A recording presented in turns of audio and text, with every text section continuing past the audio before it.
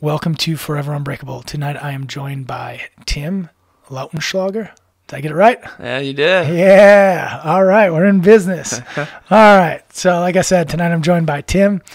I always feel like I'm about to butcher last names. So, but Tim has an awesome story. He is on a journey like a rocket ship, from everything that I've read, seen, heard.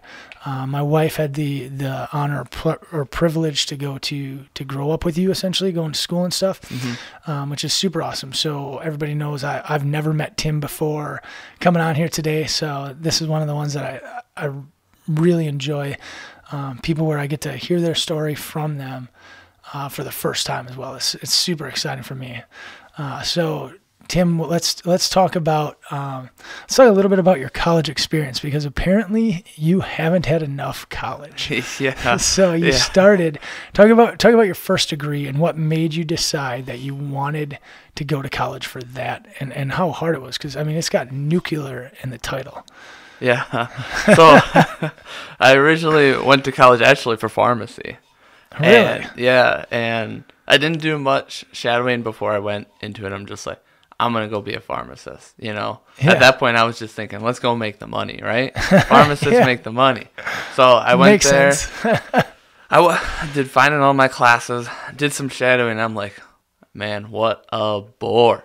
These people are just going to stand behind, a shelf and hand out pills and talk to people. And I mean, they didn't even have much interaction. It was a 5-minute interaction. Here you are. Here you go. This is what the pill does. And you're good to go. And that just was not for me. So I talked to some counselors at my school, and I said, I want to be in healthcare. I've always wanted to be in healthcare all my life. Healthcare was, and it was a field that nobody in my family has ever been in. My family grew up on a farm. My dad was in sales. My mom was in finances. So what made you wanna go into the medical field if nobody in your family has done it before?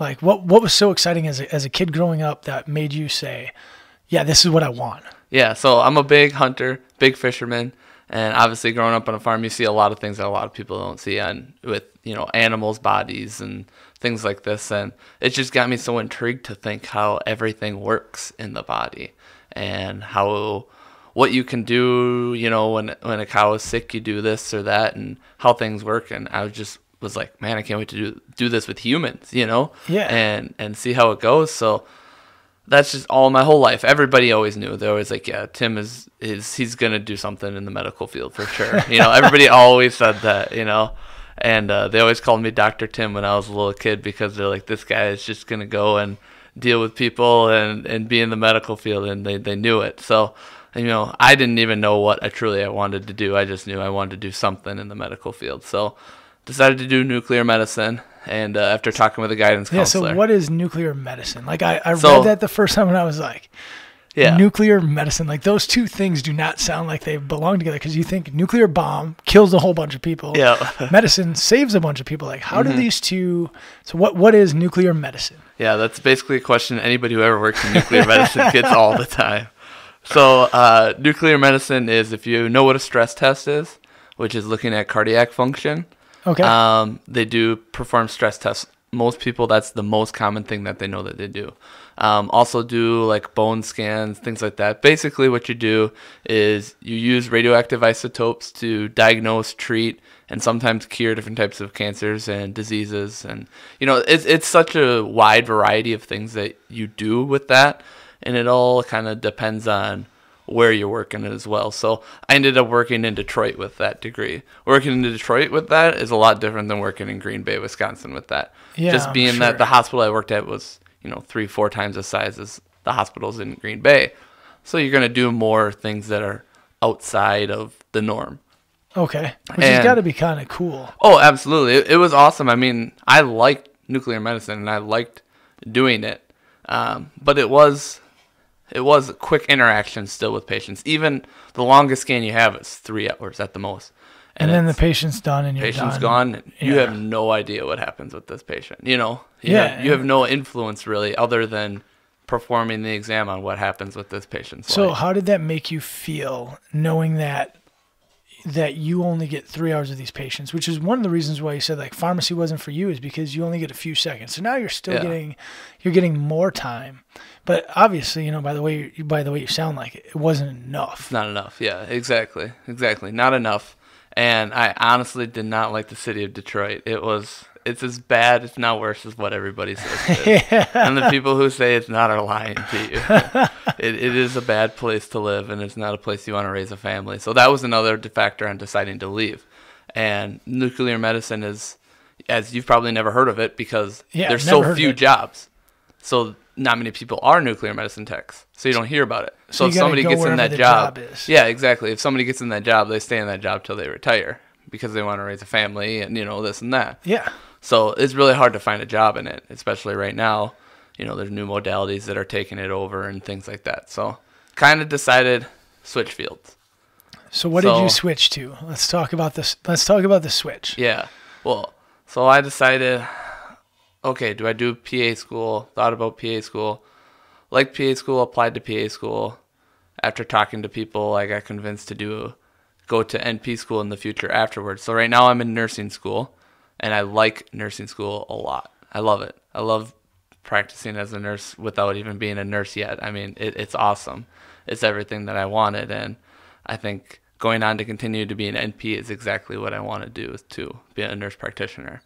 Yeah, and so that gives you a lot more time with the patient. Oh, absolutely, yeah. More time, you're working 8 to 12 hours a day, and then if, the patient's still there, typically you go back, you have the same patient again, So, I mean, you can have the same patient for a week or two, Yeah, so you're able to build that relationship. But with that relationship comes more difficulty as well, in the fact that some of those patients aren't going to be cured. Oh, yeah. And you're going to experience, much more death than you would have as a pharmacist or a nuclear medicine technician. So what do they do anything right now to prepare you for that part of the process? As you build relationships, because you could be somebody's nurse for a month and then they pass away. And it could be, a young person to an elderly person. Yeah, absolutely. So weird, actually, when I was in nuclear medicine, I actually had a couple patients code on me and pass away, which is not really typical for a nuclear medicine person, but being at the hospital I was at, the acuity is kind of high.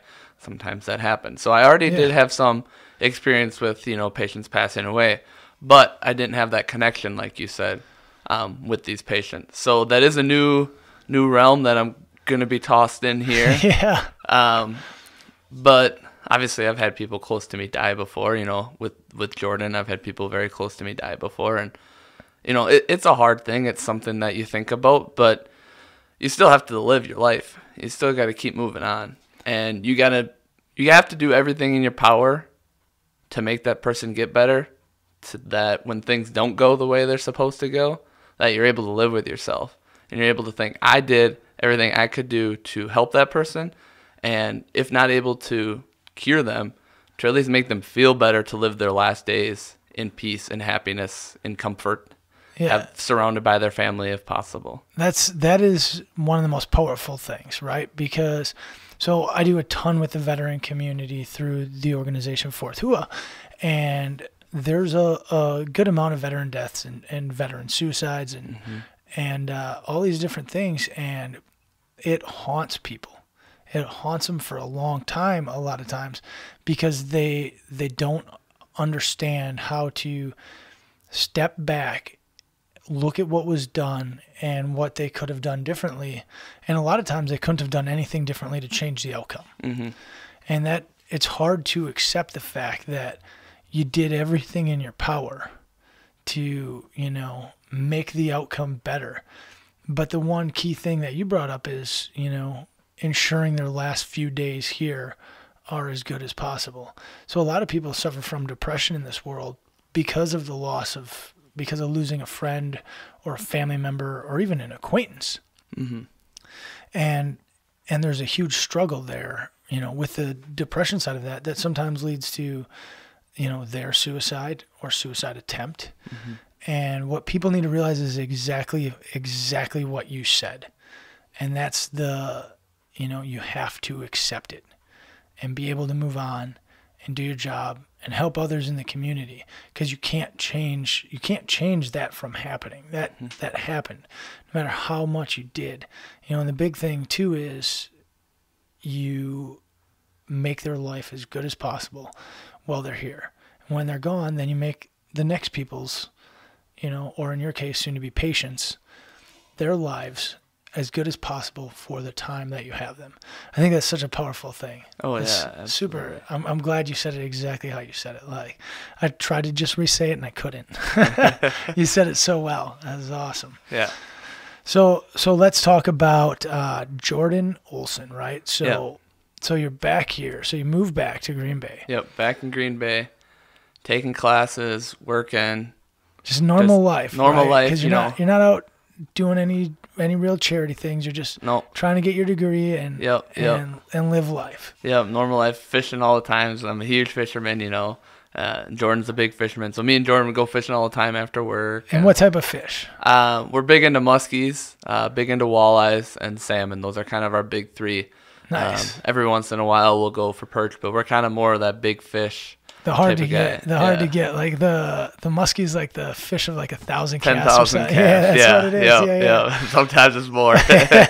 Sometimes less though. So I mean, you gotta really like just casting and not. And a part of it's probably just being out there in nature and peace, especially with growing up on a farm. Like that's got to be a huge reset for you in life when you can get out on the water and just enjoy nature, whether you're catching something or not. Yeah, absolutely. Yeah, it's a huge stress relief being out there fishing. I mean, and you see so many things that you would never see if you never went out. I mean, like this past spring, I was in the Fox River at night fishing and had my girlfriend along and another couple buddies, and it's midnight, 1 o'clock, and I hear something flapping on the water. I'm like, what the heck is this? It sounds like somebody's drowning, Yeah.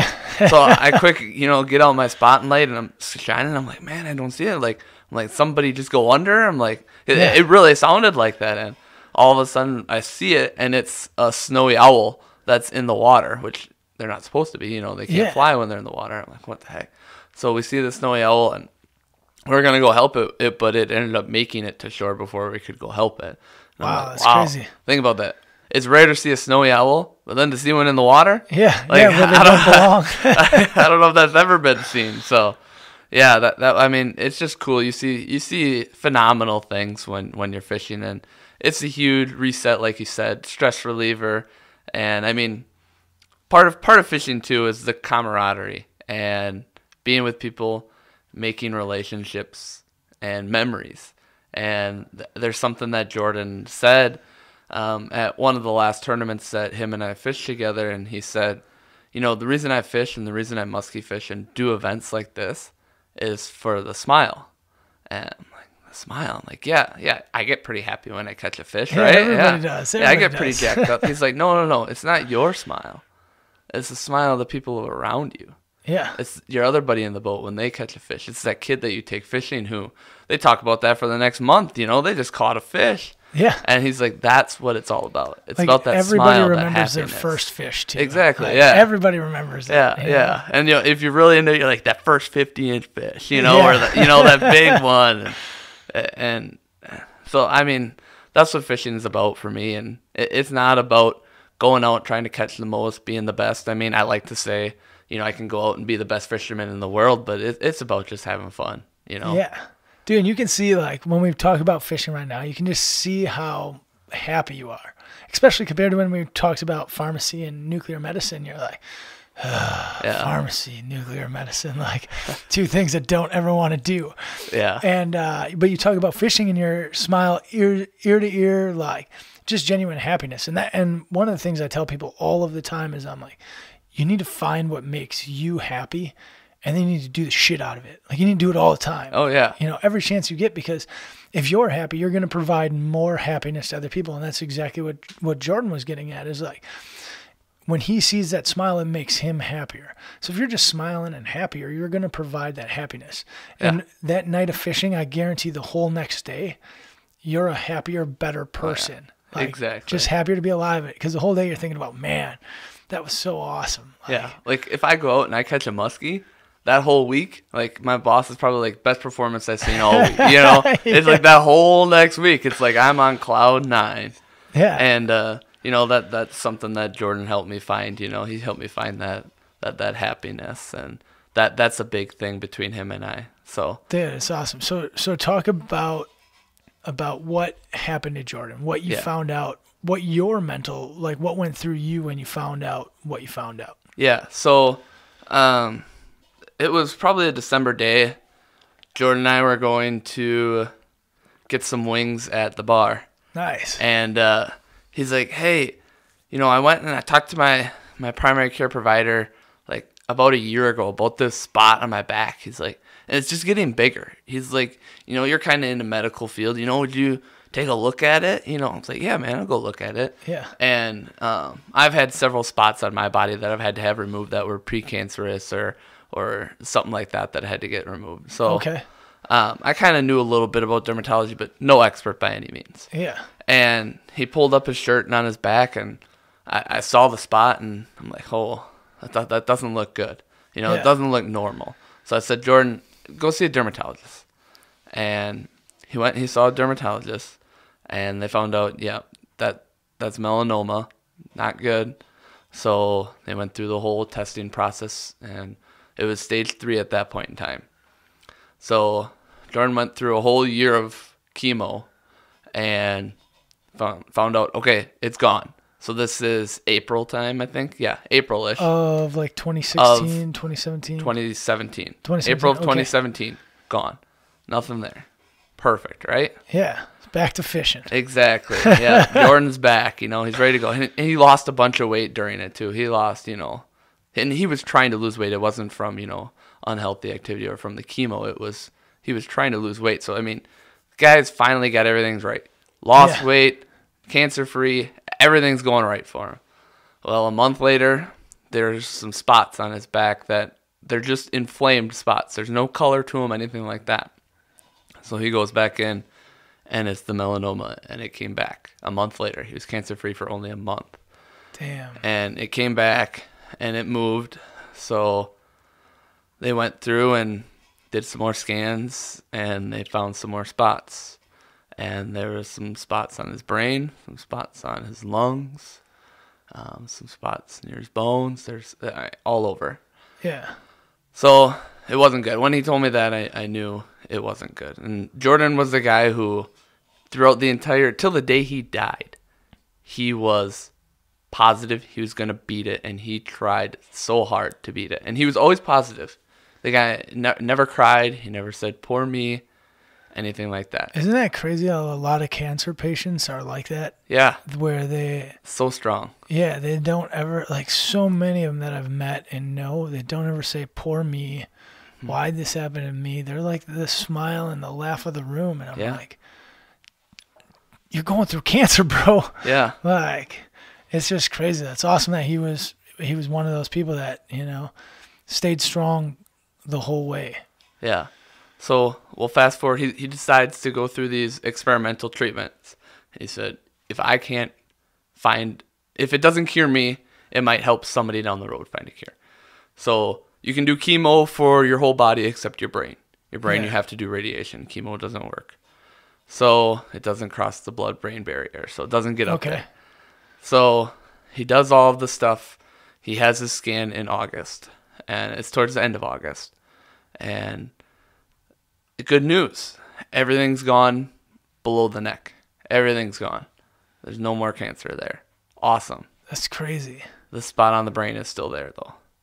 And the spot grew a little bit. Didn't grow a lot, but it grew a little bit. Yeah. Maybe doubled in size, let's say. From like 1 millimeter to 2. So it's there, but we didn't think it was that big of a deal. But it being there was nothing else they could do. They tried everything they could to get rid of it. They tried radiation. It just didn't work. Yeah. So at that point, they said 6 months. Okay, so talked to my brother, and he's like, my brother's also very good friends with Jordan. He's in between our age, and we went to middle school with him and grew up, lives right by our parents and that. So yeah, because how old is Jordan at this time? Jordan's 30. Okay. So talked to him, and I'm like, man, this sucks. We're going to lose our best friend. And I feel helpless. I don't know what to do. What do we do? And, I've always looked to my brother for advice. He's the older one of us, and he has more experience in this department, I would say. Yeah. So he said, well, there's nothing we can do except do everything we can do. Yeah. And I'm like, all right. And he's like, well, we got to throw a tournament, right? And I'm like, wow, that's a great idea. Yeah. Yeah. So I spent like 3 hours on the phone talking to my brother, like, okay, how are we going to throw this tournament? Yeah, because you have no idea. Like, you've never thrown a fishing tournament. I've fished them, but I've never, I've never thrown one. I had no idea what went into tossing a tournament together. And the thing is winter's coming, We got to give ourselves enough time, and the season closes the 1st of December, the last day of November's the closer for muskie. And this is August right now? Late August, like late August, last day in August, or so you basically almost September. Basically. So you basically got 3 months of open time. So you got September, October, November to figure it out, host a tournament, and get people to show up to it. Yeah, because it's not just hi, we're having a tournament, show up, and people show up. Yeah, exactly. So we're thinking about times, and we're like, well, all of November's out because anybody who wants to bow hunt or gun hunt and the weather's not very good, it's not worth having it then. Yeah, I mean, and we're in Wisconsin. September's too quick. The water could freeze. Exactly, yeah. September's too quick, so it's got to be in October. Well, let's do, middle of October at least. That gives us some leeway one way or the other. Yeah, so you're talking 6 weeks. Yeah, so you got 6 weeks to put on something you've never put on before in your life. And like at the time, do you even have a budget set up or like nothing, funds set aside? Nothing. So you're like, we got nothing. We're going in blind. We got a blank sheet of paper. Yep. Let's do this. Yep. So we're going in blind, and my brother works for the DNR. So he unfortunately wasn't able to help me much because that's a conflict of interest. Yeah, no, exactly. So I'm like, all right, well, this is just me, but you can help me from the sidelines. And I just started doing some research, called everybody I knew who fished, called everybody. And I finally found a couple guys who knew something about putting some tournaments together. And one of them was Rob Korth. And I said, hey, Rob, he knew Jordan as well. They fished tournaments, and I said, hey, this is what's going on. I said, I want to throw a tournament. Can you help me? He said, yeah, absolutely. 100%. I got this. Take a step back. I'm like, oh, all right. He's got this. What do I need to do? I don't need to do anything, right? Yeah, I'm going to sit back and reap the benefits of putting this on. Yeah. So I'm like, all right, let's meet. So we met the next day, and he's like, okay, this is kind of what you need to do. You kind of got, you got to go get your permit, and you got to get insurance, and you got to write rules. You got to get it out there and this and that. So that day we kind of came up with like the pay scale and what we were going to do with that and how much money we were going to try to raise. It's kind of some stuff like that. What was it? Maybe a week later, less than a week later, I get a call from Rob. He's like, hey, buddy, I got some bad news. Unfortunately, I'm not going to be able to help with the tournament anymore. I'm like, oh, man. Yeah. I got testicular cancer. Jesus. So another friend to cancer surrounding this. And it's almost like somebody deflating your sail, so to speak, right? Yeah, absolutely. Because you're putting in all this effort, and then they just suck the wind out of the effort, and it's like, man, can I do this? Is it worth it? Yeah. Because you're still in school at the time. Yeah, so it's like, absolutely. Do I have the time? I've got all these other commitments going on. It's just your sail is just deflated. Yeah. So what happens then? So then I'm like, all right, it's all on me. I'm like, you got to put on your big boy pants and let's do it. So I went and got the permit, which actually was not a hard thing as I thought it was. So we got the permit, started making an event on Facebook, and then Facebook is great and bad at the same time. Yeah. And things just took off. I started getting people calling me, telling me this, that, and the other thing, saying, hey, I want to get in. I want to donate. How can I help? Awesome. All this stuff coming in. But I got things coming from, 7 different states, and it was so hard to keep track of what's coming in. The logistics were terrible, and I knew nothing about logistics going into it. And I ended up learning a whole lot about that. And so trying to keep things straight was a difficulty throughout the whole thing. It was a difficult process, but finally got things kind of where I think I because you don't have like online registration. You don't have nothing. Online, an online sponsorship portal. You don't have any of that stuff set up. Yeah. And so we learned that the same way our first time, where we were like, if you click going on Facebook, you're going. Yeah. And then we were like, oh shit, there's a lot of people going. Yeah. And we didn't have, because when we did our first event, it was a ruck march. We didn't pull a permit so ours was 11 days from the day that we came up with the idea to event day. Wow. So we thought, hey, we're going to have like 20 people show up. We'll charge them $20 a piece. We're not going to print shirts, nothing. And it took off like a rocket ship. I had a shirt company call me and like, hey, we're going to donate all the shirts for the event, and we'll be able to print them and get them to you on the 10th, which the event was on the 11th of the month. And I was like, oh shit, like I don't know what we got ourselves into, but like we had people showing up, and we did it in a parking lot. So we had this is November. So we had no overhead cover. It was snowing and sleeting and like just a mess. Paperwork was destroyed. So I know I get the logistical pain of people coming from every angle, and you're trying to work. Like, were you working a job too, or just school? Yep. No, so you're working a job, going to school. So this is like I said before we started, very much the way that we both started our nonprofit work was very much the same. It was short time, no logistical experience, or if any, very, very minimal. No nonprofit experience, and if any, again, very minimal. And it was like just through sheer passion, you executed, and you executed super successfully. But the headaches associated with that, with people calling you while you're at work or in class, and you get out and your phone's got 20 missed calls and 25 missed emails and whatever, text messages and Facebook messages, and you'd spend the next hour, I guarantee, just going through and trying to reply to everybody. Oh yeah, that was it. I mean, I think during class I spent more attention to my phone and checking and texting people back than I did actually, the teachers. And it got to be so much was coming after me that I was staying up till midnight every night trying to get my ducks in a row and getting up at 4 a.m. to get everything ready again to start the whole day over. And this kept going and going. And, I came to a point where I'm like, I need to get insurance for this. I got to get bank accounts set up. I need to get, EIN numbers, and I got to go through all this stuff yet. You're not a nonprofit yet. Exactly. Yeah. You're just Tim the fisherman setting up a fishing tournament. Exactly. Yeah. So, I'm a part of the Titletown Muskie Club here in Green Bay, and went down there, and Bob Volm was the president at the time, and Bob is actually Jordan's uncle. Nice. And that was a big help, because I talked to Bob and I said, Bob, hey, this is what we're doing. He said, yep, I know about it. And he's like, I'm going to help you. He's like, I've put on some tournaments before, so I can help you.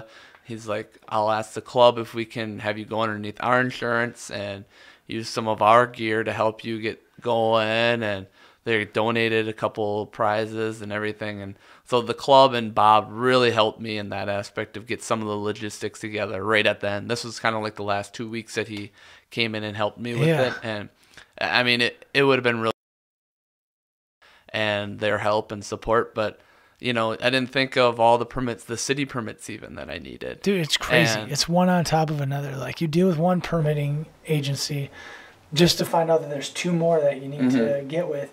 And then you got to come back to the first permitting agency and let them know that, hey, I've now spoken with the other two. They agree I can have the event. Can I have the event? Yeah. So, and a lot of people don't understand the logistics behind hosting an event. Oh, yeah. That the city knows about first. Yeah. And then you have to go and you have to rent out a place and, a place to host it, because being late October, I knew weather's probably not going to be good. Yeah. And so the Green Bay Yacht Club is where we decided to host it, which is where our Muskie Club does all of our meetings. Nice. So that was nice that I was able to find somebody, because with 6 week notice, not a whole lot of places are going to have availability. Yeah. To have a spot even. And the ones that do, a lot of times, what we learn with some of our events is some places don't want first time events. until you've got some proven success. When you come in and say, hey, I'm going to do this, this, and this, and they're like, at the time I was 27 years old, 28 years old, something like that. And I look like a kid. Yeah. And I would walk in and be talking to these guys who are 50, 60, and they're like, you're going, what? No, you're not. Yeah. I was like, what do you mean I'm not? So there's so many pains to hosting an event that people don't know about. But you had to be, we talk about the wind being pulled from your sail. I mean, your sail had to be full of wind when you started getting all these calls back. Oh, yeah. And driving that motivation to execute. Yeah. I would call Jordan and be like, Jordan, you're never going to guess what just happened. We just got, somebody donated a lure from Alaska. Yeah. A guy just made a lure from Alaska for you. I was like, think about that. That's, 5,000 miles away? And this guy is caring about you. And he wants to help you and support this cause that he made this lure and sent it here. I'm like, that's just phenomenal. I had boat dealerships from Illinois calling up, and they said, hey, I heard about this. Can I send a boat up to come fish your tournament? And I mean, just the outreach and support that I got from people, not only locally, but around the nation, was crazy. And I was like, I cannot believe this. When I first started this, we thought, okay, maybe we'll raise $10,000, $20,000 at the very most. And we're like, okay, 30 boats, that's a good number. We're happy with that. Yeah. And there hasn't been a tournament on the bay for muskies in a couple of years. The turnout started to get pretty low, so there wasn't one. So that was one thing that we knew going into it. Okay, there might not be a whole lot of people who are going to want to fish this, and especially the time that the tournament was. Yeah, so you're stacking up against a whole bunch of odds of failure. Yeah. Like the likelihood of failure when going into it is high. Not giving yourself enough time to plan. Mm-hmm. No budget laid out. No plan laid out. No permits. You're going to fish in an area that used to have a tournament, but they decided to do away with it because there wasn't enough participation. So everything is stacked against you, and you're like, yep, I'm going to do it. I'm going to do it. I love it. It pumps me up. Yeah. Because that's my personality. Absolutely, yeah. Yeah, when stack the cards me against I can't do it, I'm going to do it. Dude, that's exactly it. Yeah. I'm like, stack the cards against me because now I'm going to show you that I will still get a winning hand. Yeah, and my parents throughout it were very supportful and very helpful, but they were also very concerned. They're like, you're in school. Are you really sure you should be doing this? You're not getting any sleep and this and that. And it's like, I'm doing this, all right? I got this. This has to happen. Yeah, it's like no matter what, if I don't do anything in my life, I have to do this. Yeah. And this is what awesome. I'm going to do. So we did it. So, all right, 2 days before the event, I got 57 boats that have signed up. 57 boats. I have piles and piles of donations, and I'm spinning. Where am I going to put this? How am I going to line all this stuff? I'm a guy who knows nothing about, crafts and making things look good. I'm a pretty cut and dry guy. Yeah. And so a good friend of mine, Adam, who was really good friends with Jordan, and his wife, they came, and, my girlfriend came, and my brother's girlfriend came, and all the ladies, we kind of had that feminine touch, and some of Jordan's aunts came, and they decided that they were going to lay out the inside and get everything all set up and arranged. And man, am I glad that they did, because that was a nightmare. So everything's all arranged. Everything looks great. And I look at the weather, and the weather is just not looking good for the tournament at all. And and I forgot too, we got on the news, which was a big help. After we got on the news that day, the news broadcasted, I think it was 9 or 10 at night that they showed it. That night, I signed up 5 participants. The next day, I signed up 10. Yeah, that's crazy. And that whole week, I signed up 20, and I got so many donations from just being on the news, which was really helpful, and then being in the newspaper, awesome. And that really helped. So that I should step back, I guess. That's one thing that I learned was marketing and how to market an event, and having people that are contacts that you never thought would be a contact, who would just step out of the woodwork and say, hey, I saw this. Let's help get this big. And, NBC was really nice in getting me on the news, and GB actually helped get me in their paper, and it's huge, because you got to get in all those, mm-hmm. The amount of money I raised after the world record because of it making national news was stupid. Yeah. And I was but it's super hard to get a story that the news wants to cover. Exactly. You know, because you can reach out to all of them. I reach out to all of them all the time with all these stories that I have from people around me that are doing great and amazing things, or the organization, you know, or organizations that I'm a part of are doing great and amazing things. So I reach out to my contacts, and they're like, yeah, we're busy with this story and this story, you know, trumpet. And I'm like, man, so sometimes it's super hard to get news coverage. Yeah. But when absolutely. you do, the impact is tremendous. Yeah, and like for me, I emailed every single place in Green Bay trying to get on the news, and some of them emailed me back and said, we don't do news stories about things like that. I'm like, things like this is a good cause. Why wouldn't you do a news story about something like this? Yeah. And then I actually knew somebody who was a broadcaster at NBC 26, and then she ended up getting me in there, you know, and afterwards, you know, Stacy, who was the lady who did the interview, was just phenomenal. You know, she's so supportive, and even to this day, she'll text me and say, hey, you know, anything I can do. You know, when Jordan passed away, she said, hey, I'm sorry about Jordan. You know, honestly, Jordan was one of the best guys that I ever met. And that's awesome to have that relationship. I met some really good people doing that, and, you know, that was awesome. So we'll step back forward, I guess, to the tournament. So a couple days before, getting everything ready, you know, trying to figure out how we're going to have people measure fish. You know, I'm thinking, okay, we got 57 boats. I got 50 bump boards. What am I going to do? Yeah. So luckily there's some friends of mine who are fishing it who I'm like, all right, they'll have a bump board. They'll know what to do. So I was okay there. Saw the weather. Weather was not good. It was like blowing 15 to 20 out of the northeast, which means it's going to be rough. And the bay is nasty. When Exactly. it gets rough out there, it gets rough. Yeah, it can get really rough. So morning of the event, it's like 4 o'clock. I'm out at Metro, and I'm like, what the heck? The city pulled the docks that we're going to launch at, all except for one. And I'm like, so you got to launch 57 boats out of one dock. At one time, yeah. Good luck. Yeah, exactly. And I'm like, okay. They knew I was going to be doing this, you know, had the permit. Yeah. Why would they do that? But that's besides the point, I guess. So I'm sitting there. It's 4 o'clock in the morning, and it's windy. And it's been windy all night. And I'm thinking, I don't know, on a safety issue, can I let these guys go out in the bay? You know, it's 3-4 footers out there. Yeah. And I'm like, well, there's fish in the river. Well, I know that. I've been catching them in the river. You know, anybody can catch fish in the river. They're in the river. So I'm like, all right, I think I'm going to hold them to the river. And people start showing up, and they're like, well, what are we doing? What are we doing? I'm like, oh, I'll announce it, you know, at the rules meeting beforehand. And I ended up letting people go out on the bay because these people, most of them I knew, they're responsible, and they would know what to do in the rough weather. And I didn't want to limit people because I didn't want to make the first event something people didn't want to come back because it's like, well, he wouldn't let us go do this. You know, so I wanted the first event to be fun, and I want all of them to be fun. Yeah. But if the first one wasn't fun, they wouldn't be coming to the second one. Yeah, you couldn't have a second one. Yeah, exactly. You know?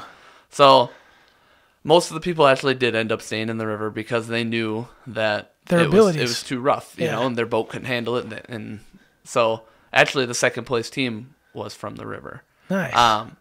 So all day long, I'm sitting there. Part of the rules is if you catch a fish, you got to text me or call me, let me know. Just because I wanted to know and have it up, you know, on a real live screen when people came back. And it's like 10 o'clock. They launched at 7. So the tournament's from 7 to 2. And it's 10 o'clock and nothing. Phone silence. Yeah. Like, I'm like, oh boy. 10,000 casts. Like there had to be 10,000 casts. Oh, yeah, absolutely. And then finally I get somebody. Actually, yeah, the first guy, I think it was around 11 o'clock. Yep, he's got one. Okay, 41 inches. And I'm like, all right, nice fish. You know, he's like, well, where do we stand? Do we even have a chance? And I'm like, well, you're the only fish so far. And he was caught in the river too. So it was one in the river, and it was all in the river. So yeah, I could have just kept it in the river. But he sent me the text, and I'm like, oh, that's awesome. You know, congrats. And huge sigh of relief because I'm like, all right, at least we got something. Yeah, somebody's going to win. We're not drawing out of a bucket for this. So yeah. Then the second place team is a friend of mine, and he texts me, and he's like, just got one. It had to be 30 inches to measure to qualify. Okay. And he's like, it is 30 on the hair. Like, it just makes 30. I'm like, all right, cool. It's good to go. So yeah, second place. We got 2 fish now. And the whole rest of the afternoon, I sat there in angst and Never saw anything else. That was it. Just 2 fish were caught during the tournament. So that was a little bit of a letdown, but people came in and people had fun. I mean, I came back and it was the whole time I set this up and people were like, well, how strict are you about this? Or how strict are you about that? And people were paying to sponsor a boat, but they didn't want to fish it. They just wanted to ride in the boat. That's still awesome. And so a lot of your tournaments that are more strict, no way. That's not going to happen because they could handle a net or something that might help.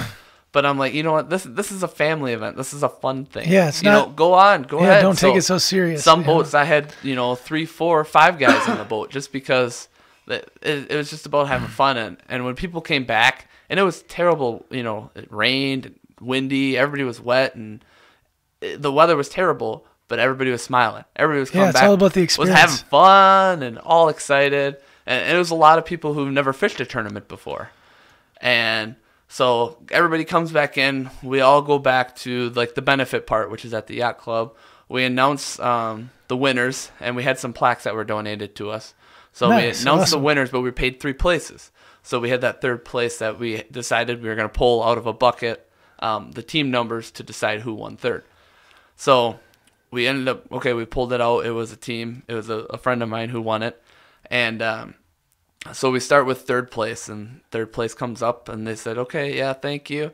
And they say, we're going to donate it back to Jordan. I'm like, oh, that's awesome. Nice, $500 coming right back to us. 2nd place team, a buddy of mine, Kevin Pischke, he comes and he wins it, and he takes it, gets the photo, everything. He's like, yep, goes right back to Jordan.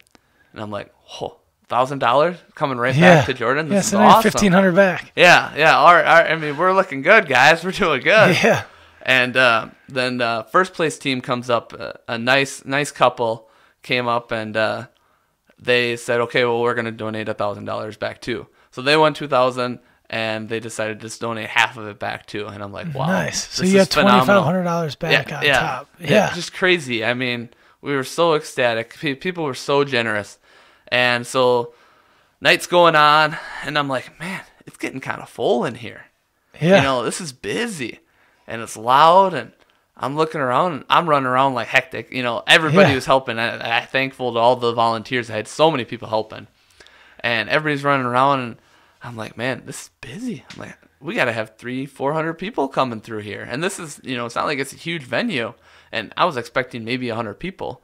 So luckily we had some food that was donated to us, and the food lasted, surprisingly, that they had so much food, because whatever food we had left over we were going to donate anyways to, Paul's Pantry or something. Yeah. But it was phenomenal, the amount of food and help that we had, and all these people are coming in, and we had 90 raffle drawings, and then we had a raffle rack. It was a bait rack, so it was all full of baits. There's probably 150 baits. So I mean, the amount of stuff we had donated to us was astronomical. Dude, that's what makes events successful. Oh, exactly. The amount of money raised just off of those donations. Oh, exactly. Is tremendous, and that's what we've learned is we make a huge amount of our money, off of people that donate in kind to us, that we of legitimate great items to raffle off that generate tons of funds. It's crazy. It's awesome. Yeah, I mean that's where we raised most of our money. Was that part, and it was getting to a point where we're like, man, do we have enough raffle tickets? That's a good problem to have. That's a really when you're good running out of problem raffle have. tickets. Yeah, when you're running to Walgreens quick to buy another spool. Yeah, been there. Yeah, so we have all these raffles and prizes, and we had silent auction. We had just a standard raffle, and then we had a high dollar raffle. Okay. That was like a set of tires that was donated to us, and 50-inch TV, things like that. We ended up having to use pool tables and the bar, everything to places to put raffles. We had so many raffles. So that's got to make you excited for next year, knowing that absolutely, you're going to get this many raffle items again. Yeah, guaranteed. The best thing about it was it took a long time to do raffles because there was so many, but everybody stayed for the most part throughout the whole thing because everybody won. There wasn't one person who walked out of there who didn't win something. Yeah, that's which was awesome because everybody won something. There's so many chances that sooner or later you're going to win something. And that's what's going to bring people back, is that feeling of having fun and winning something, and it was just a great time. Yeah, I met so many have people. More boats next year. Oh yeah, next year you're gonna have to make a plan for like 100 boats. More space is gonna be needed. Exactly for the raffle, and that's what we got to with our fishing derby.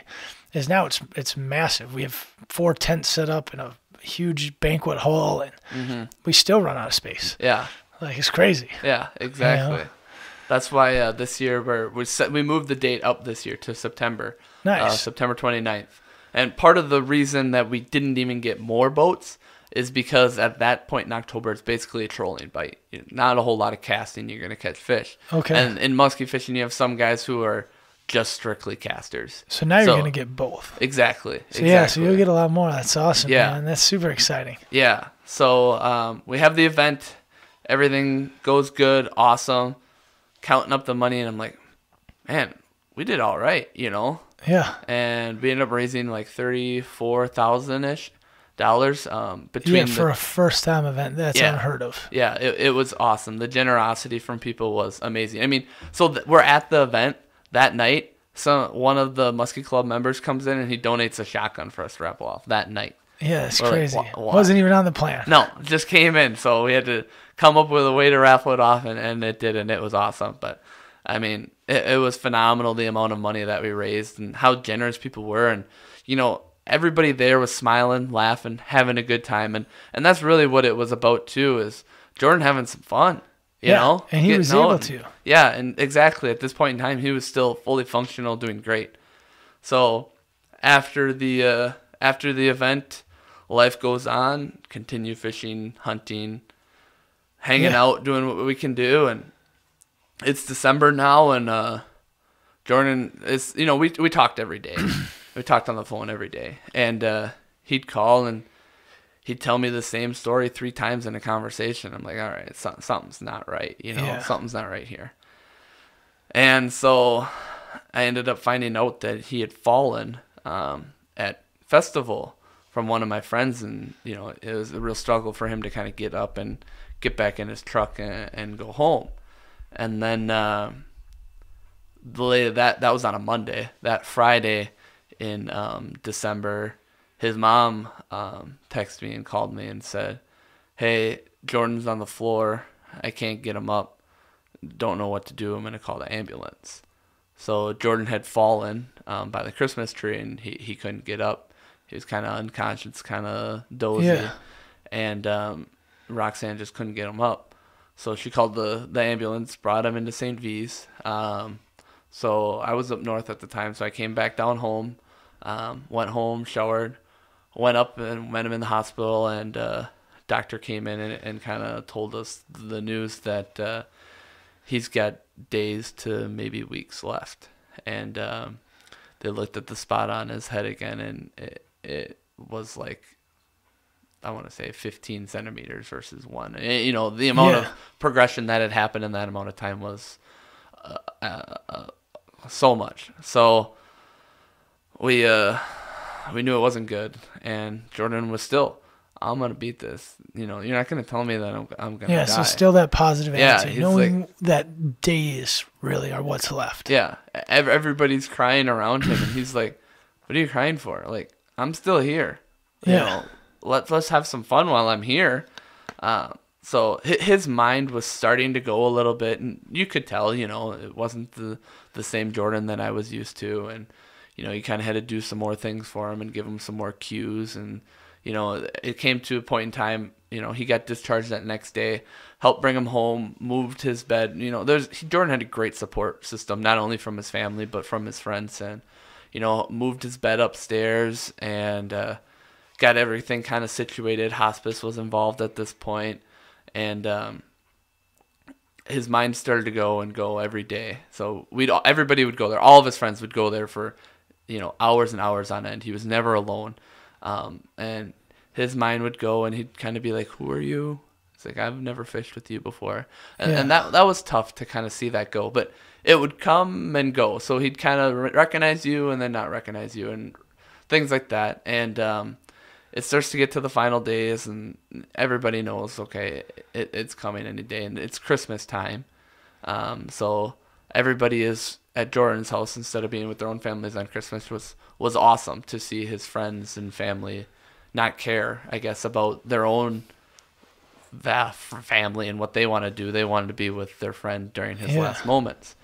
And so I'm with Jordan in his room. It's just him and I. We're watching a TV or a movie. I think it was Jaws. I honestly don't even remember what it was. And I'm holding his hand, and he's shaking his legs. You know, he's so anxious, and he knows it's coming, that he's about to go. You know, I can just tell. And his last words to me were, "Thank you, and I love you." And to me, that really hit home because that's what his life was. His life was about loving the people who were around him, giving himself and just being the most loving person that he could. And he also was one of the most grateful persons that I've ever met. And it was like this theme that was his life that held true till his very last breath, was that he was loving and thankful. And, you know, it really kind of caught me and made me think to myself and think, man, this was a good man.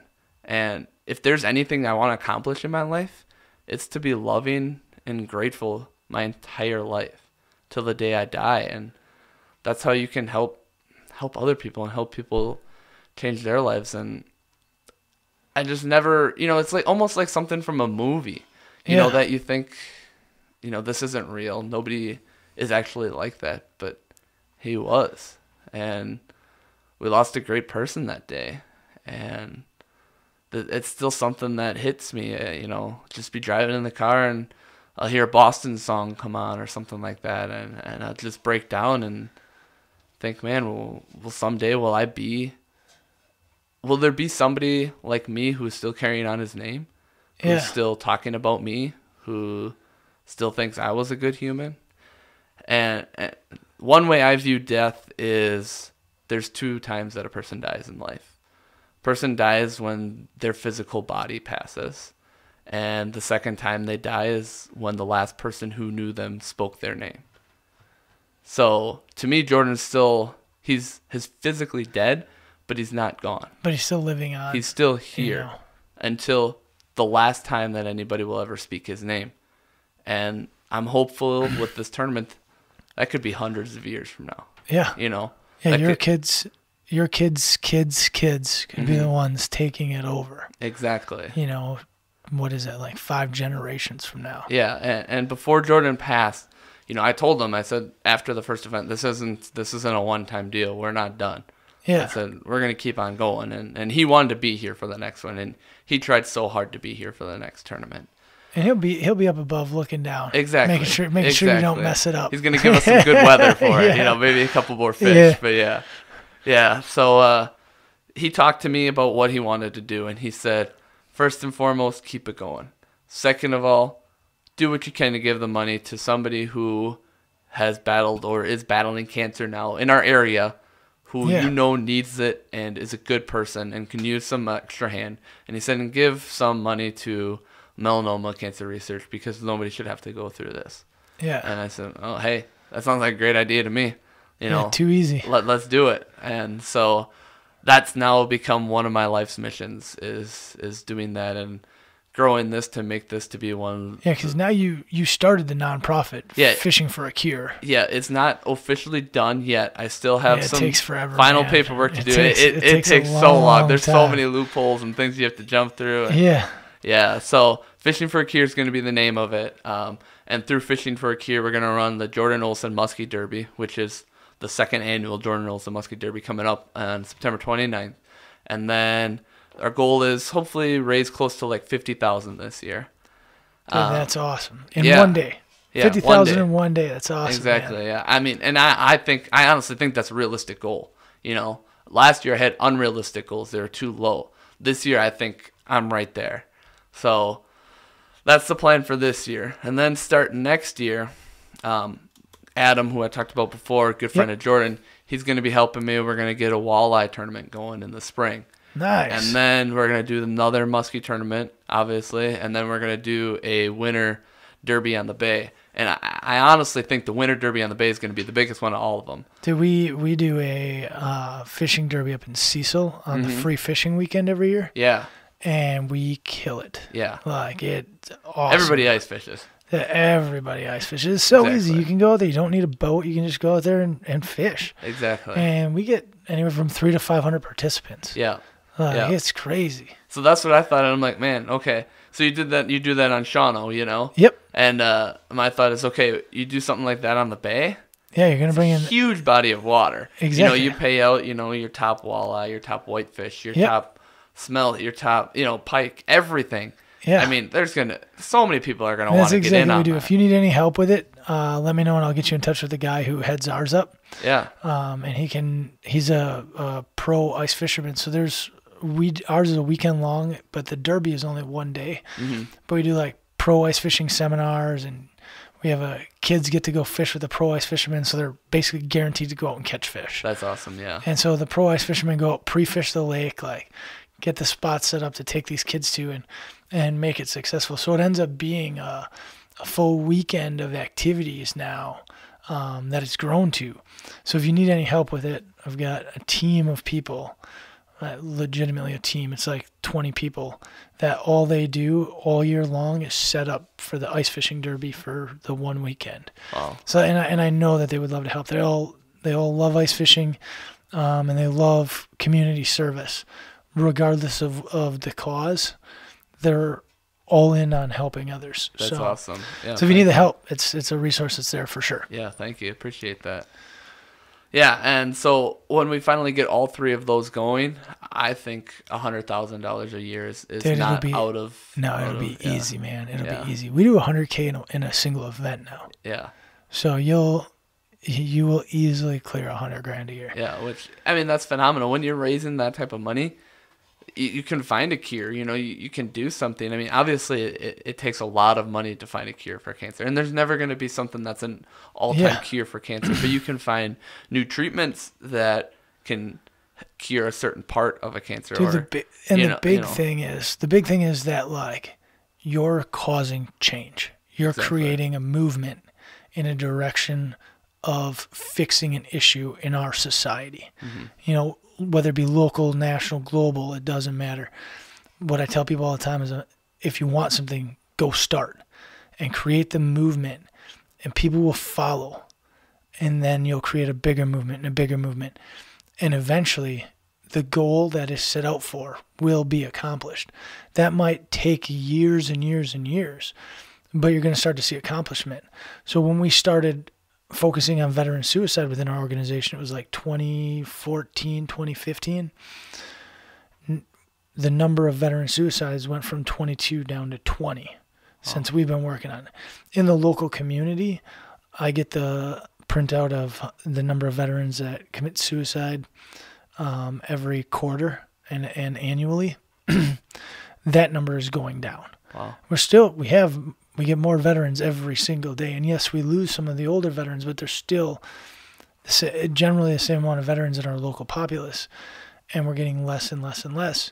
So we know that it's working. And you'll get those same effects. That's great. And that's a great cause that you're doing. Yeah. So it's awesome. Like, you pump me up, man, because it's what I love. Like, I love seeing people go out and just create something that they think is going to be small.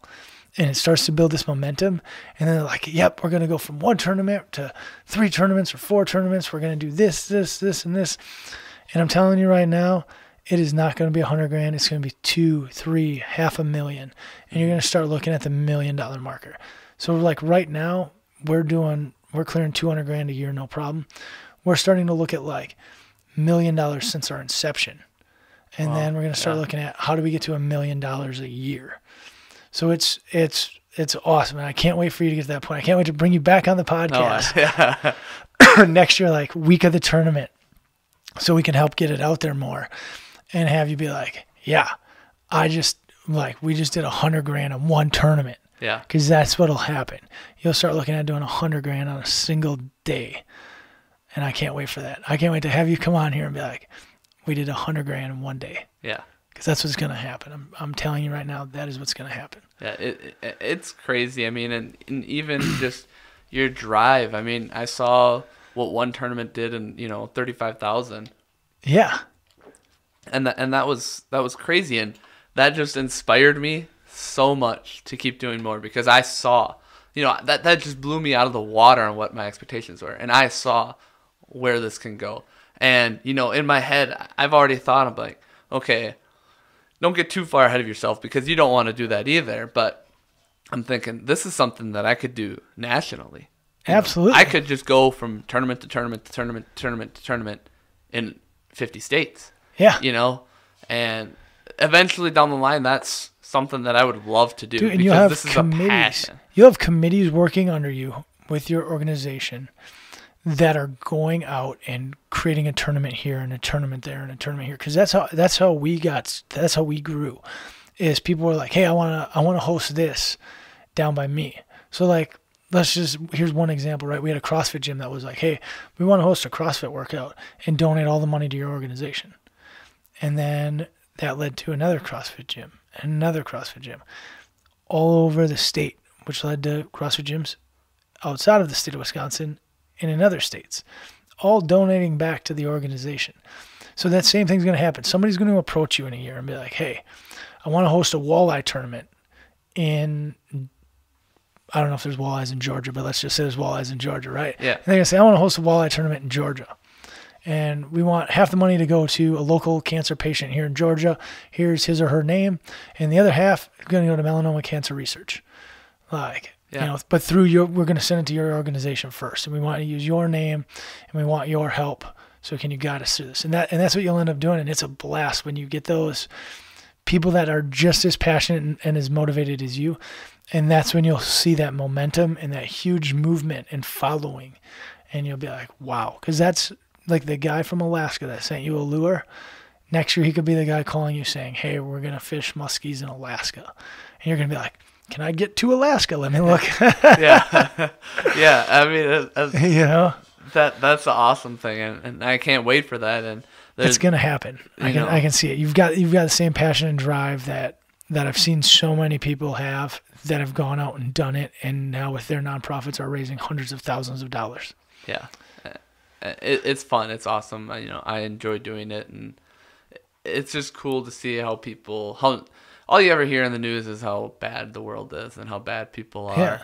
And then you're out changing it. I mean, you're working on a book, right? So you started a nonprofit. Yep. Right? Yep. Now you're working on a book called, what is it, 362 to 26.2? Correct. Yep. Yeah, about being 362 pounds. Because how much do you weigh now? 225-ish, yeah, kind of. Yes. It fluctuates, but yeah. So you lost 150 pounds. Yeah. And now you're training for a marathon. I know you're helping people build like nutritional plans, helping them train, motivating them to go out and run. You're a member of the Green Bay Running Club, which is an absolutely awesome group of guys and girls that go out and run together, very family friendly. You're out doing all this stuff to inspire so many other people. And that's got a huge ripple effect. I mean, what did you do to lose 150 pounds? Like, how long did it take? About a year and a half it took. Most of it was actually in like the first 6 months, but about a year and a half it took to get the whole weight off. And I'm not done yet. I still got a ways to go. But that first part was kind of the biggest thing, and it all starts with diet. No matter what anybody says, you can work your life off, but it's all about what you're consuming. So what are you on? Are you on a specific diet right now, or are you just no? And I never have been on a diet. I never did any type of diet plan. It was actually my girlfriend was the biggest one in helping me with it. And it was knowledge. I was knowledge deficient on healthy eating. Dude, it's crazy, isn't it? Yeah. What you think is healthy sometimes actually isn't healthy at all. Exactly. And I'm like, it doesn't matter, and I'm young, so I can eat whatever I want, right? Yeah, It doesn't matter. I'm young. It doesn't affect me. No, not the case. So, start eating, right? You eat a few more salads, a couple less burgers, and, instead of coming home watching TV, you go out and run, and then go out in the garden, and then go out and hang out with your bees and do things like that. So, staying busy is the main thing that really has helped me. I haven't watched TV in months. Dude, I don't have cable. Yeah, I don't either. Yeah, my wife and I were like, if we have time to sit down and watch cable TV, we have time to be successful. Exactly. At whatever we want to do or be. Exactly. And so we'll go take the dog for a walk or go for a run or, like you said, garden. We've got our little bitty garden here because we live in a city lot. Yeah. But it's that same thing, like being active, getting out there and doing something. It releases things in your brain that just make you feel better and healthier. And it makes it easier to watch what you're eating, knowing that if I eat this, I'm going to run like shit tonight. Exactly. But if I eat this, I'm going to have a great run. And I like having a great run, so I'm going to eat this. Exactly. And it all kind of like goes back around. And really, like, do you think it's hard to diet at all? No. Or to not? And we shouldn't even call it a diet because, like, what I do, I don't consider a diet because I'll still consume like 5,000 calories in a day. But they're all good calories. They're all quality food packed with, vitamins and things that I need for my body. So I don't think it's hard at all. Yeah. No, it's an addiction, being obese. It's a food addiction, absolutely. It's that grease and sugar. You crave it, you really do crave it and you get the endorphins from it. But it all starts small, and it started small with me even. It wasn't like I went cold turkey, no more cheeseburgers. You know, it was, slide in an apple now and go a week with that. And then you slide in, some carrots with your dinner, and you just start sliding things in until it gets to a point where you don't even realize that it's gone, that the unhealthy food is gone. Now all you have is healthy food. So, and you enjoy it now because you had that mixture and it starts to taste good. So, you realize how to cook. That's another thing. You learn how to cook healthy. And that's a tough thing, especially, I grew up with that farm mentality. We use lard and when we cook our hamburgers. Yeah. And don't skip on the mashed potatoes and things like that. So I didn't grow up with the healthiest diet. And, that's not my parents' fault either. I still chose to eat what I ate. And so start to change the diet, start to get out and run. And I was never a runner. I love sports, a big racquetball player, big football, baseball, So athletic. Yeah. Athletic for sure. Athletic, but never running. I would always make fun of the cross country guys. Yeah. They're running around the football and, we're practicing. And now you're that guy. And now I'm that guy. I always think about that. I'm like, man, if I could just look at myself now versus back then and how things have changed. But, so I started running and, I'd run 100 yards and that was it. And I would walk then. And the more you ran, the easier it got. And it's just a snowball effect. The more you do it, the better you get at it. Type of deal. No, and absolutely. it's like I've always known how to run just from, playing sports. I just never liked doing it. Yeah. And so I would thought, okay, there's no way I'm ever going to be able to run like a 5K, right? And now I look back, I'm like, 5K, Yeah, 5K is easy. And I see people all the time, like I was telling you before we started, I get people all the time who tell me, hey, I signed up for a 5K because of you or because of the podcast or because of somebody that I interviewed on the podcast. They're like, this guy, I signed up for a 5K. So after this is done, people are going to come to me and they're going to be like, Tim made me sign up for a 5K. Like I will get those messages, right? Or a 10K. And they'll be out running and I'll start to follow some of them on Strava and things like that, and just to see their progress. And they'll start at a 12, 13-minute mile. Uh-huh. And I tell them, many of them, I'm like, dude, if you keep this up, you will run a marathon. Yeah. Like you will get to the point where you can run a marathon. And a marathon seems so far away, but it's like, if you commit and you just run a couple of times a week, your life will start to change. Yeah. And you will begin to love running. Exactly. And when you begin to love it, a marathon is nothing. Yep. You know? So my girlfriend was a marathon runner, so she really helped me, get into the running world. And she met some people at through the Green Bay Running Club and the Cellcom, runs that they put on the Saturday run. So I ended up starting to run with these people late last spring, just before the marathon last year, the 2017 marathon. Okay, yeah. And just started to run with these guys, and so we've shared some miles then, because I run with them. I run with them every Saturday morning. Yeah, okay. During training up for the Cellcom. Yeah. So my first run was was at a Baird Creek, on the Baird Creek Trail with some of my girlfriend Faith and her friends. And I was like, hey, I'm keeping up with these guys. And I've already been running at this point and kind of, training and losing weight. And I signed up for the Bellin Run, which was going to be my first run, the nice, 10K. 10K, yep. Yep. So I started training with these guys and running with these guys. I'm like, hey, I'm keeping up, I'm like, maybe, Fat Tim ain't so bad at this type of deal, So started running more and more and more and more and just losing the weight. Really, and when you lose the weight, it's like, man, your speed goes up exponentially. Yeah. It's crazy. And you start to feel better about running even. And, you just feel lighter. And running. Okay, here comes the Bellin Run. So Bellin Run, and it was like 90 degrees. Yeah, stupid hot. Yeah, so hot. So I don't know anything about pacing myself at this point in time. So you just go absolutely out, nothing. go out like a banshee. Yeah, go out, and my first 3 miles were like a 7:30 pace, which was really fast for me, especially at that point in time. Yeah. And so 7:30 pace, and then my last 3 were like an 8:50 pace. So still a really, really good 10K. Really good 10K. But I really slowed down a lot. Yeah. A minute and a half a mile. That's pretty good. So slowed down quite a bit, but I still finished, and I beat some of the people who were in the running club, and these people who have been running, for years and years and years. And yeah. I've been running for less than a year, and I'm thinking, oh, this isn't too bad. Maybe I can do this. So it was at that point in time when I'm like, I'm gonna run a marathon the next Cellcom. I'm doing it, and everybody was like, well, don't you want to run, a half marathon first? Like they're all like, I really think you should run a half marathon first.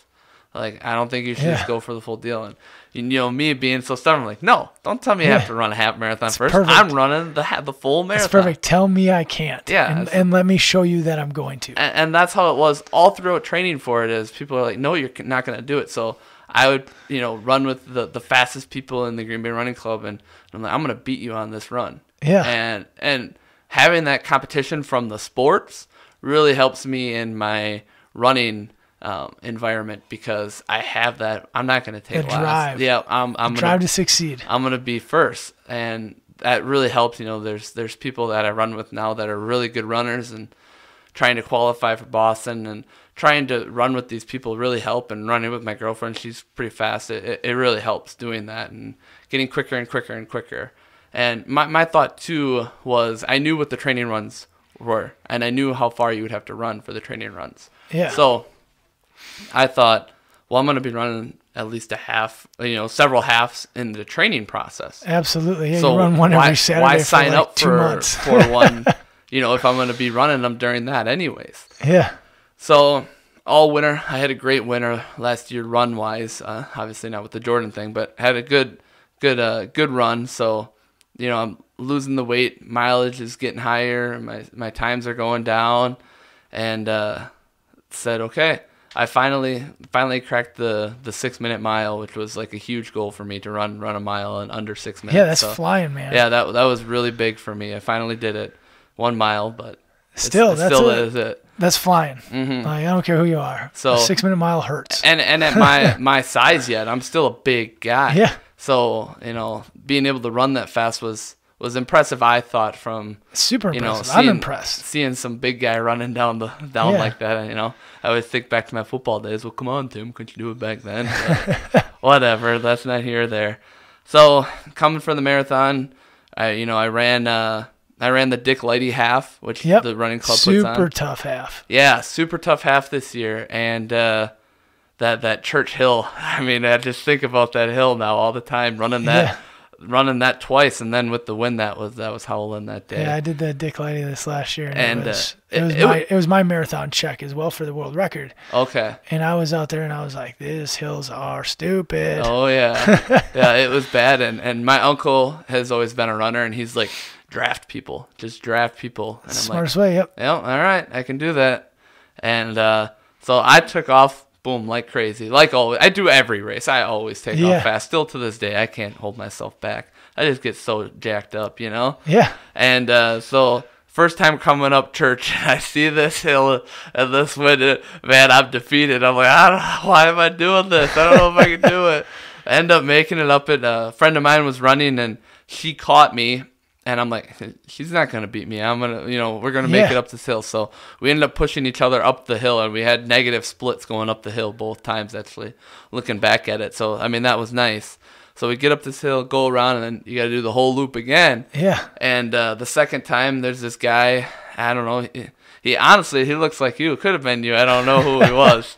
And I see him, and I'm like, man, this is, that was my first half ever. Yeah. And even in training, that was my first half. And so I see him, and I'm like, man, this kind of sucks. He's like, yeah. He's like, how many halves have you done? And I'm like, oh, this is my first one. He's like, oh, this is your first one? This is like my 30th, so you're doing all right. And he was in his 30s, and I was like, all right. So I drafted him all the way up that hill. Nice. And he's like, we're running the same speeds, right? And I'm like, yeah, but I just want to come back here and let you break the wind for me. So yeah. I ended up getting up that hill, and it was at that point where I'm like, all right, I feel good. And I didn't know going into it, like, kind of when to take off. And everybody kind of said, when you're at that 10-mile mark, you're feeling good, start taking off. So I'm like, all right, it's go time. So I started to run and pick up speed. And at this point in time, I don't even have a watch, to keep track of how far I am. Yeah. It's just looking at mile markers whenever I see them. And so keep going. And I get to a point where I'm like, man, we got to be at the finish line now. And I'm asking the guy making the corner, I'm like, how much further we got left? And he's like, I don't know, you got to go that way. So whatever, keep going. Finally see the finish line, cross it, and I end up finishing in 1:42. So dude, that's a great time, man. Yeah, that's a phenomenal my first half, and especially with the conditions that were, and I took second in my age group for that, which was awesome. That's gotta make you feel so good. Your first time running a half marathon, and you have this goal of running a marathon that you actually place an event. Granted, there's not thousands of people who are running it, but still, to do that, I was like, hey, this is all right. Maybe I can continue to do this. And with running, you get your down times when you feel terrible and you feel like you can't ever run again. Yeah, like so you ran the SoCom then this year. During that, I guarantee you get some down moments. Yeah, I mean, and my SoCom was quite interesting this year. So it's race day. I'm feeling nervous but excited. First time doing it. Pretty nervous, but I've done the training. And the problem was the 120-mile run that we got in this year due to that snowstorm we didn't get to. The 120-mile run we had, I finished it with extreme cramps, like systemic whole body cramps, like almost like convulsions. Yeah. And it was excruciating pain. So that made me very, very worried for the tournament. I thought, is it salt? Is it dehydration?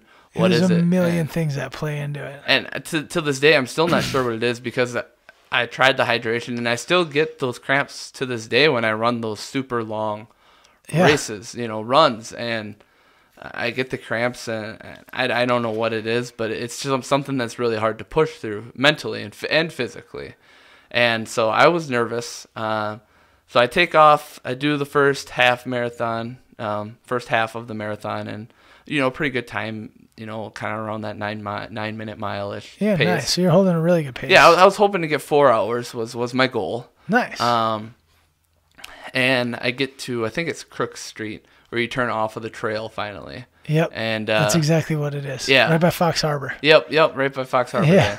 And I'm running on that trail, and there's this woman running in front of me, and I'm maybe half mile to 3/4 of a mile away from the trail at this point in time. And, I'm fatigued, but I'm still feeling pretty decent. Yeah. And I've done the training, and the lady in front of me kind of dodges last second, and I was coming up to pass her. So I was, just about ready to pass her.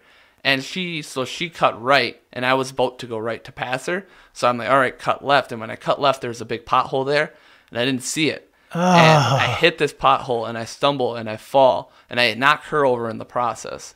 And when I fall, I felt this pop in my groin area, in my leg. Yeah. And I'm like, oh, man. I'm like, hey, I'm so sorry. Like, it's what, mile 16 at that time, I think it was. Yeah, 16, 17, in that range. So we're all fatigued. We're all tired. You still got 10 to go. Yeah, exactly. And I'm like, I'm so sorry. I just felt terrible about, knocking her down, And I get up to go run, and I can't run. Like, my leg just starts hurting, and I'm like, what the heck? Yeah. So I go over to the side, and I'm stretching it out, and I'm like, man, I don't know, something's not right. Something happened in my leg. I don't know what it is. Something happened. So I start walking, and Dan, one of the guys that I've been training with, he comes up behind me and he's like, let's go. And I'm like, Dan, I can't run. I'm like, my leg doesn't work. Like, I can't run. You know, it doesn't hurt so bad to walk. It still hurt. But when I tried running, it was like every time you took a step, it was shooting pain all the way up your spine. Yeah. And I'd like to say I'm a pretty tough guy. I can push through it. But, I mean, that was painful. Yeah. And he's like, well, I'll walk with you for a minute. So, I mean, that was awesome to have him there to – I was about ready to break down and cry almost. I was so defeated. Support system. The support system is huge. And so we start walking, and he's like, all right, well, can we try jogging a little bit? So I tried jogging a little bit, and we do kind of this jog walk, and it hurts bad. And I'm like, Dan, I'm not going to make you, like, hold up from your time. Like, you know, get going and go ahead. So he ends up going ahead, and, you know, I kind of had to, like, force him to go because I would have felt terrible if he would have stayed back the whole time with me. And it gets to the point where I'm like, what are you going to do, Tim? You've already walked 3 miles. You know, you got to finish this thing. So I start running, and I'm running, you know, 12-minute miles. I'm running slow, but I'm running. But still running, yeah. Yeah. So I took a couple breathers as well, but I started running and finished the race, and that was the number one goal, was to finish the race. You know, the 4 hours was the number 2. So I ended up finishing the race, and I finished in 4:31. Nice. So, it's still a good time considering what had happened. That's a great time. Yeah. I fell short of the small goal, but I finished. You know, I finished a marathon, which if I look back on my life, and I would have ever thought I would have ran a marathon, or anybody who knew me would have thought I would have ran a marathon, you know, there's no way that would have happened. And, you know, I think I'm like, okay, well, I've still done something that maybe 1% or 2% of the population have done. Yeah. So at least, you know, I've accomplished something. Dude, you got the first one done. You're not done running marathons. No, yet. Exactly. And I'm like, well, hey, now I got definitely room for improvement. Yeah, at least I know the next one should be a PR.